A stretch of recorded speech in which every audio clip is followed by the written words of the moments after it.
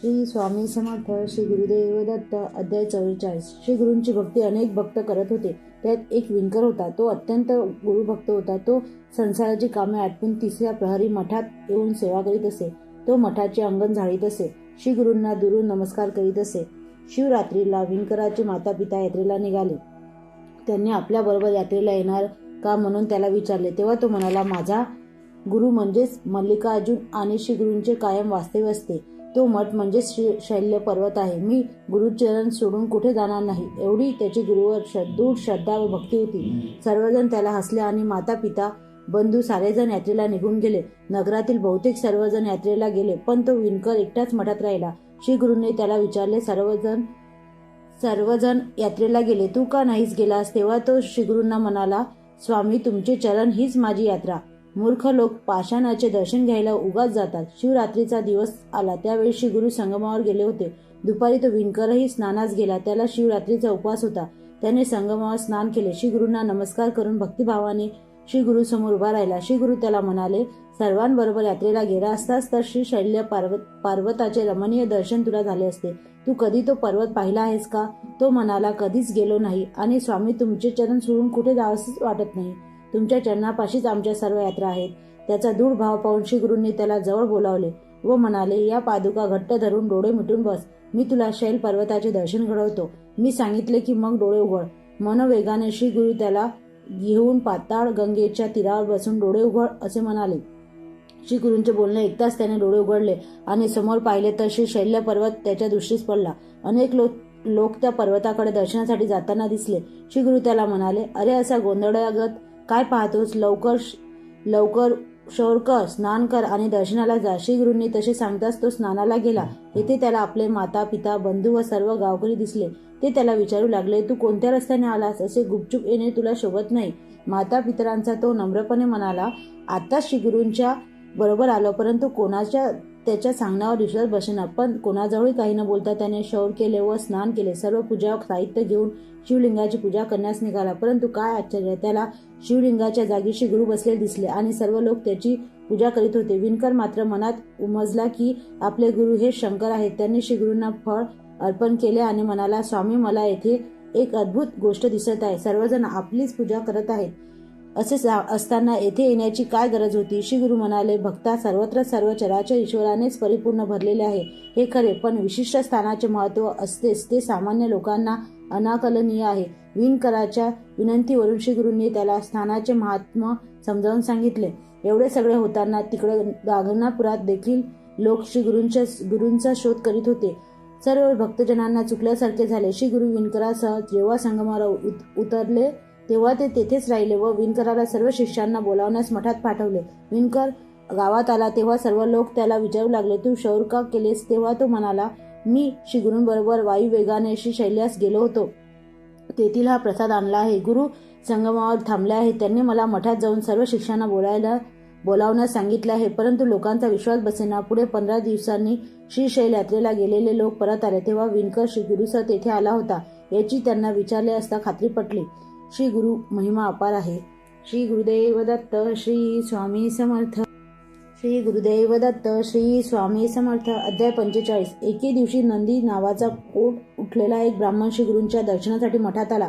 प्रथम त्याने तुळजापूरला अंगावरचे कोट जावे म्हणून देवीची 3 वर्ष आराधना केली, उपवास केला, खूप कष्ट काढले. तेव्हा देवीने त्याला आज्ञा केली, तू चंदला परमेश्वरीच्या दर्शनात जा. त्याप्रमाणे तो चंदला परमेश्वरी स्थानी गेला. तेथे त्याने 7 महिने उपवास पुनरचन केले. तेव्हा त्याला स्वप्नात दृष्टांत झाला की तू गागनापुराला जा. तेथे त्रिमूर्तीचे अवतार मनुष्य रूप धारण करून वास्तव्य करीत आहे. तेथे तुझे शरीर चांगले होईल. परंतु तो देवी मातेला म्हणाला, तू सर्वश्रेष्ठ असताना मला माणसाकडे पाठवित आहेस. प्रथमच मला तसा आदेश दिला असला तर मी तुझी येथे आराधना करीत बसलो नसतो. तेव्हा तू मला बरे तरी कर, नाहीतर मी प्राणत्याग करेन. असे बोलून तो तेथेच धरून बसला. त्याला स्वप्नात परत तोच दृष्टांत झाला. तसेच तेथील सर्व पुजाऱ्यांना तोच स्वप्नात दृष्टांत झाला. सर्व पुजारी त्याला म्हणाले, आम्हाला स्वप्न पडले, त्यानुसार तू आता देवीला जास्त त्रास देऊ नकोस, नाहीतर आम्ही तुला येथून बाहेर घालवू.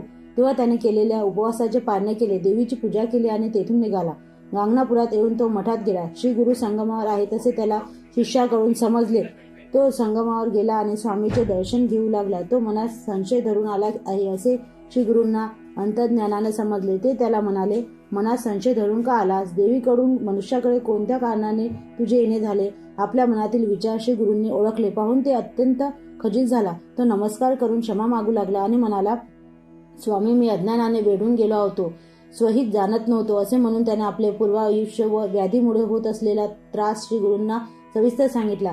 श्री गुरूंनी आपल्या शिष्यांना सांगितले, याला संगमावर घेऊन जा, त्याची जुनी वस्त्रे फेकून त्यास स्नान घालून अश्वस्थाला प्रदक्षिणा घालायला सांगा आणि लगेच इकडे भोजनासाठी घेऊन या. तेव्हा सोमनाथ आणि तो ब्राह्मण असे दोघे त्वरेने संगमावर गेले. तो ब्राह्मण स्नान करून बाहेर आला. तो त्याचा वर्ण पालटला आणि अश्वस्थाला प्रदक्षिणा घालेपर्यंत सर्व शरीर चांगले कांतिमय झाले. सोमनाथाने त्याच्या जीर्ण वस्त्रे दूर टाकली. ती जागा तत्काळ क्षारभूमी झाली. नवीन वस्त्रे परिधान करून मठामध्ये स्वामींच्या चरणापाशी आला. तेथे जमलेले लोक विस्मयचकित झाले. त्याने नंदीने स्वामींना नमस्कार करून संतोषाने त्याची स्तुती केली. श्री गुरूंनी त्याला सर्व अंग निरखून पाहण्यास सांगितले. तेव्हा अंगावरचे सर्व कोड नाहीसे झाले होते, परंतु पोटरीवर थोडासा डाग होता. तेव्हा श्री गुरु त्याला म्हणाले, मनुष्य काय करेल असा संशय मनात धरून तू आलास, त्यामुळे थोडेसे राहिले आहे. माझी स्तुती कर, म्हणजे तुझे उरलेले कोडही जाईल. तो म्हणाला, मी अशिक्त असल्यामुळे आपले काव्य कसे मी अशिक्षित असल्यामुळे आपले काव्य कसे करणार? तेव्हा श्री गुरु म्हणाले, तू तोंड उघडून जीभ बाहेर काढ. तोंड उघडता स्वामींनी त्याच्या जिभेवर विभूती टाकली. त्यावेळी त्या ब्राह्मणाला ज्ञान प्राप्त झाले. त्यांनी स्वामीचरणी मस्तक ठेवले आणि परत तो उठला. तो स्तोत्र म्हणतच त्यानंतर त्याने अनेक सवनाच्या काव्यरचना केल्या. त्यामुळे त्याचे उरलेले कोडही नाहीसे झाले. श्री गुरुदेव दत्त. श्री स्वामी समर्थ. श्री गुरुदेव दत्त. श्री स्वामी समर्थ. हिप्परंगी नावाच्या गावात कल्लेश्वर नामक एक शिवलिंग होते. ते एक मोठे जागृत देवस्थान होते. तेथे एक नरहरी नावाचा ब्राह्मण शिवलिंगाची पूजा अर्चा करीत असे. तो मोठा उत्तम कवी होता. तो रोज 5 कविता करीत असे. कल्लेश्वराशिवाय तो अन्य कोणाची स्तुती करत नसे. तो शंकराचा अनन्य भक्त होता. सर्व लोक त्याला म्हणत, तू एवढा मोठा कवी आहेस, तुझी कीर्ती सगळीकडे पसरली आहे. श्री गुरूंना काव्य का प्रकार खूप आवडतो, तेव्हा तू त्याची स्तुती काव्य का करत नाहीस? तेव्हा तो म्हणत असे, मी माझी जिव्हा कल्लेश्वराला अर्पण केली आहे. दुसरे अनेक देव आहेत व माणसेही आहेत, तुझी स्तुती मी करणार नाही, असे बोलून तो शिवपूजेसाठी निघून गेला. पूजा करता करता त्याला अवचित ग्लानी आली. रोज शिवपूजा करून काव्य रचून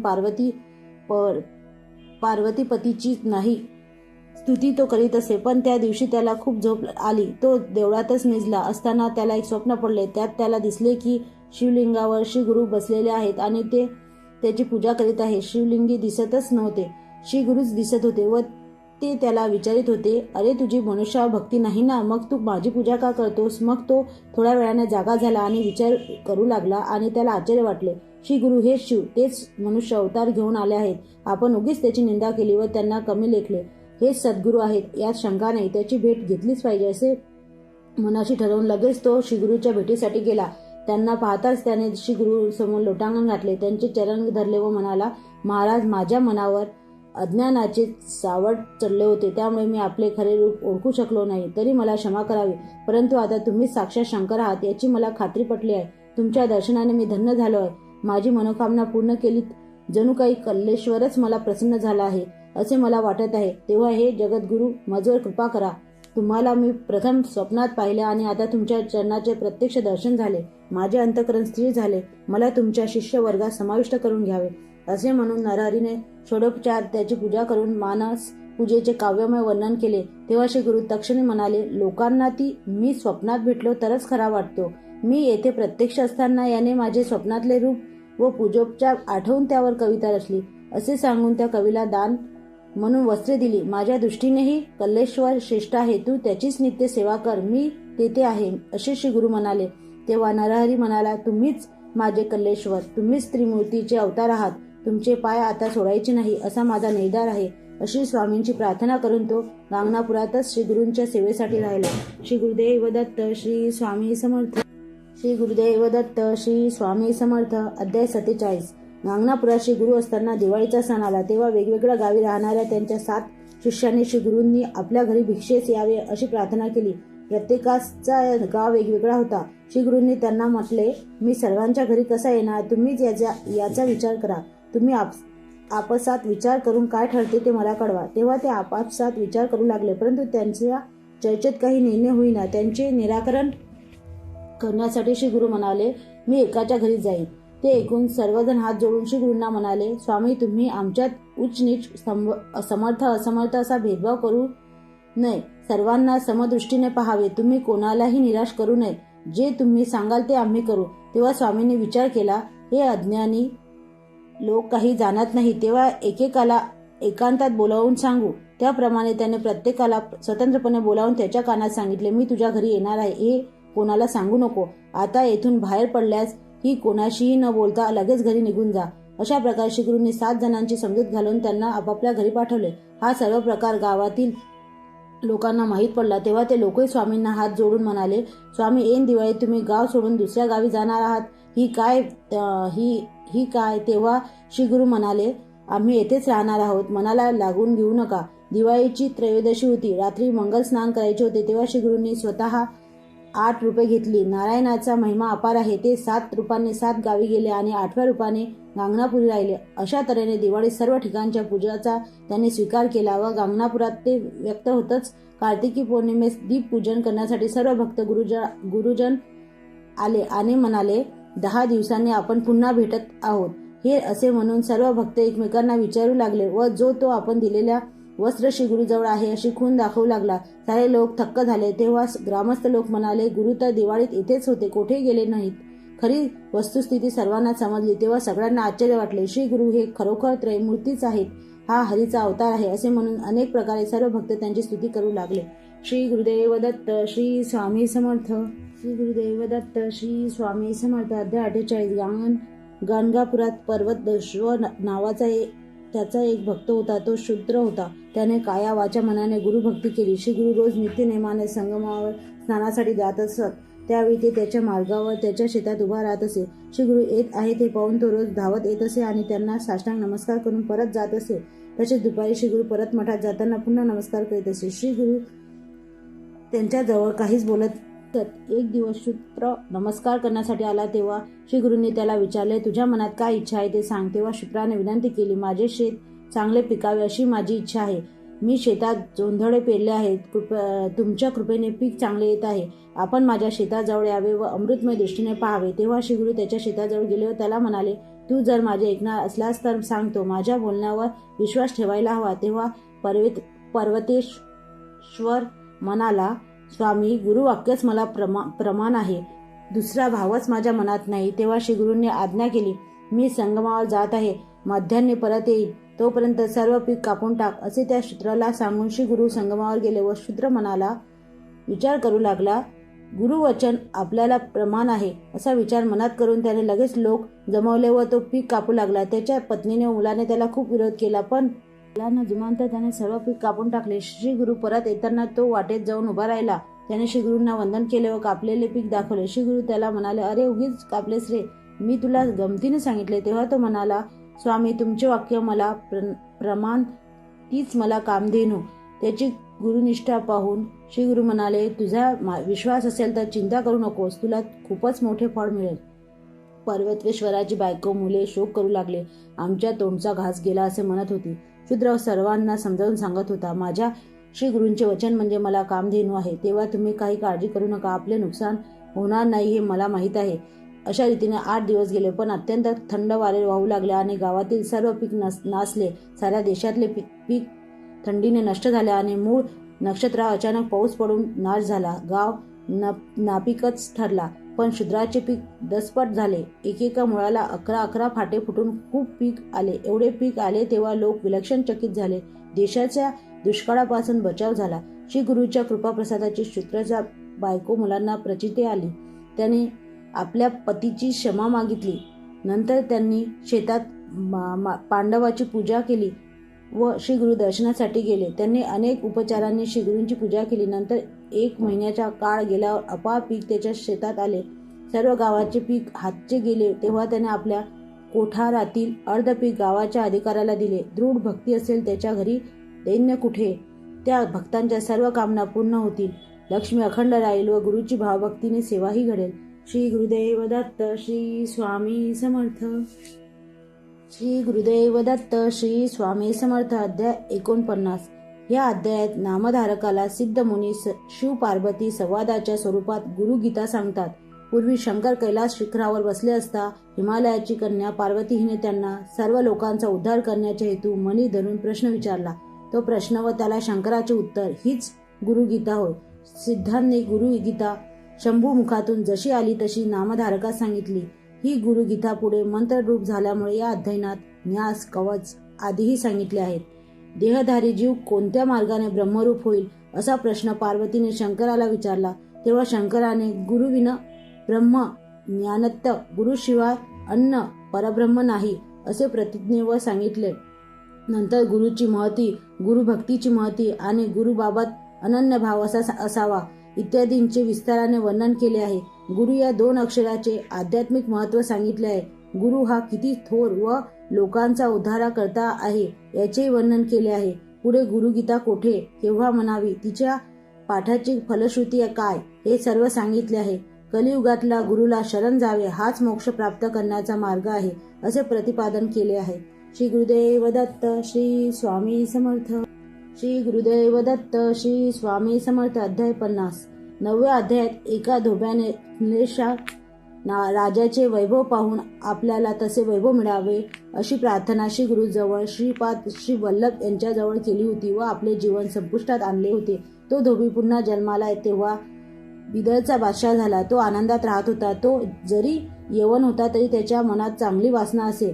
तो सर्व जातींना सारखेच दान धर्म करीत असे. त्यांच्या घरचे मौलवी त्याला हिंदू धर्माबद्दल द्वेष करण्यास सांगत असत. हिंदू निराकार देवाला साकार मानतात आणि जे म्लेच्छ त्याच्या भजनीला लागतात ते अधोगतीत जातात असे ते मौलवी राजाला सांगत असत. तुम्ही एकीकडे त्याची निंदा करता आणि एकीकडे म्हणता की देव सर्वाठायी आहे. म्हणून मी म्हणतो की आपले मत स्थापन करण्यासाठी मी द्वेष का करावा.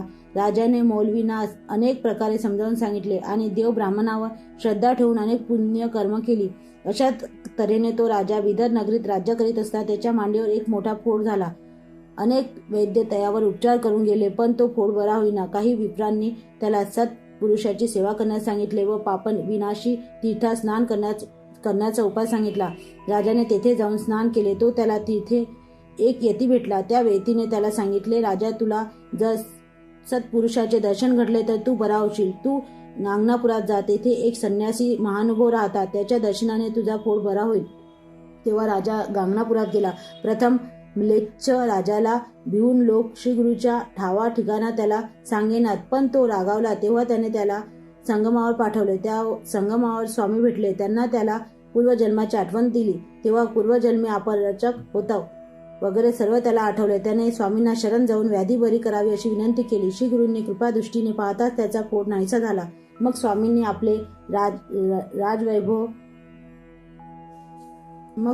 आपले राजेश्वर्य पाहावे अशी विनंती केली. राजाच्या इच्छेला मान देऊन स्वामींनी त्याच्या राजसदनाला जाऊन सर्व परिवाराला दर्शन दिले. राजाने यापुढे मी स्वामींच्या सेवेत राहीन असे म्हटले. तेव्हा मुलावर राज्य सोपवून तू मला श्रीशैल येथे भेट असे सांगून स्वामी गोदावरीत सिंहस्थात स्नान करून गांगनापुरात परत गेले. श्री गुरुदेव दत्त. श्री स्वामी समर्थ. श्री गुरुदेव दत्त. श्री स्वामी समर्थ. अध्याय 51.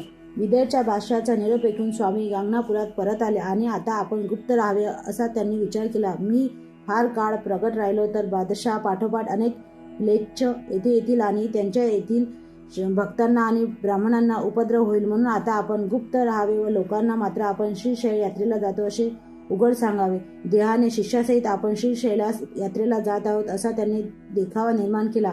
भक्तांनी स्वामींना पोचवायला आले असताना खूप विनवण्या केल्या. तेव्हा श्री गुरु त्यांना म्हणाले, आम्ही याच गावात राहू, अमरजा संगमनात नित्य स्नान करू, प्रेमाने गुप्तपणे मठातच राहू, तरी तुम्ही चिंता करू नका. त्यांच्या पश्चात मठात नित्य सेवा कशी करावी याचे सर्व भक्तांना सविस्तर सांगितले. भक्तजनांची जी जी इच्छा असेल ती प्राप्त होईल असे सांगून स्वामी श्री पर्वतात जाण्यासाठी निघाले. तेव्हा भक्त लोक विचार करीत करीत मठात पर्यंत आले. तो त्यांना स्वतःच्या नजरेवर विश्वासच बसेना, कारण श्री गुरु मठातच आहेत असे त्यांना दिसते. भक्तांना असा दृष्टांत दाखवून ते दृश्य देहाने श्री पर्वतावरील यात्रेसाठी गेले व पाताळगंगेच्या तीरावर राहिले. त्यांनी शिष्यांना सांगितले, मला फुलाचे आसन तयार करा, मला पहिल्या तीरास जायचे आहे, आपण मल्लिकार्जुन मंदिरातच भेटा. श्री गुरुची आज्ञा होताच शिष्याने शेवंती, कमळे वगैरे अनेक फुले आणली आणि फुलाचे सुंदर मनोहारी आसन तयार केले व तो पाताळगंगा नदीच्या पात्रात ठेवले. तुम्ही गावात जावे असे भक्तांना सांगून श्री गुरु फुलाच्या आसनावर बसले आणि त्यांनी त्यांचा निरोप घेतला. त्यावेळी निरोप घेताना श्री गुरु शिष्यांना म्हणाले, आम्ही निज स्थानाला जातो. तेथे पोचल्याची खूण म्हणून फुले पाठवून ती शेवंतीची फुले असतील त्याचा स्वीकार तुम्ही भक्तिभावाने प्रसाद म्हणून करावा. निर्गुण पादुकांची अखंड पूजा करावी. तुमच्या घरी लक्ष्मीचा वास असो. आणखी एक खूण सांगतो, गायनात माझे स्मरण करावे. जे असे स्मरण करतील त्यांच्या घरी मी राहीन. जे माझे चरित्र ऐकतील किंवा लोकांना वाचून दाखवतील त्यांच्या घरी लक्ष्मी नित्य राहील. श्री गुरु दृष्टीक्षेपात होते तोपर्यंत त्यांच्याकडे अश्रू भरल्या डोळ्यांनी सर्व भक्त पाहत राहिले. नंतर ते दिसेनासे झाले. त्यांनी शेवटचे दर्शन डोळ्यात साठवून शांतपणे डोळे मिटून सर्वजण स्तब्ध उभे राहिले.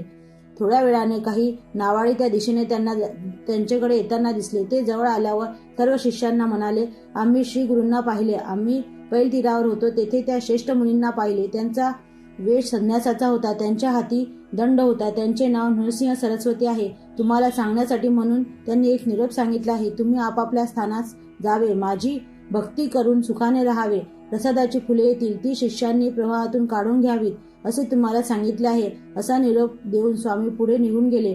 नावाड्याने सांगितल्याप्रमाणे थोड्याच वेळात प्रसादाची फुले प्रवाहातून वाहत आली. ती मुख्य शिष्यांनी काढून घेतली. नामधारकाने सिद्धांना श्री गुरूंचे मुख्य शिष्य कोण होते असे विचारले तेव्हा ते म्हणाले, कृष्ण सरस्वती, बाल सरस्वती, उपेंद्र सरस्वती, माधव सरस्वती यांना श्री गुरूंनी परत जाण्यास सांगितले.